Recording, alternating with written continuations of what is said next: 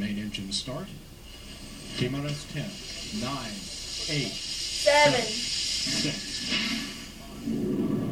All three engines up and burning. 2, 1, 0, and liftoff. The final liftoff of Atlantis on the shoulders of the space shuttle. America will continue the dream. Roger, roll, Atlantis. Houston now controlling the flight of Atlantis. The space shuttle spreads its wings one final time for the start of a sentimental journey into history. 24 seconds into the flight, roll program complete. Atlantis now heads down, wings level on the proper alignment for its 8.5-minute ride to orbit. 4.5 million pounds of hardware and humans taking aim on the International Space Station. 40 seconds into the flight, the three liquid fuel main engines Look, I got some good pictures. 72% of rated performance in the bucket, reducing stress on the shuttle as it goes transonic for the final time. Engines now revving up, standing by for the throttle up call.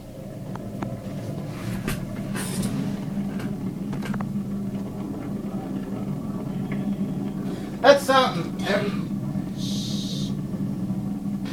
They're not talking.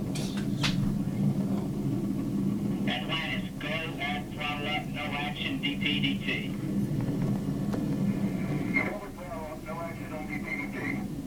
The call from Capcom Barry Wilmore, a transducer, instrumentation only, no action required.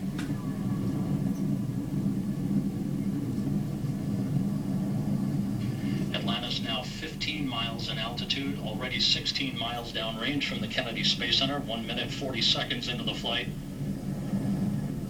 Atlantis flexing its muscles one final time. Atlantis traveling almost 2,600 miles an hour, 21 miles in altitude, 24 miles downrange, standing by for solid rocket booster separation.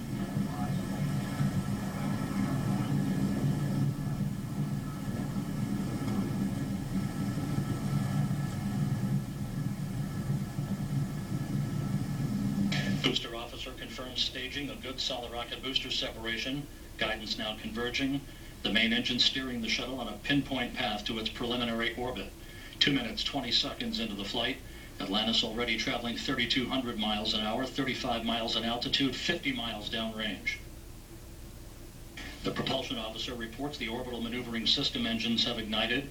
Atlantis kicking on its afterburners for 1 minute, 23 seconds for the final phase of powered flight. Atlantis, 2-engine tow.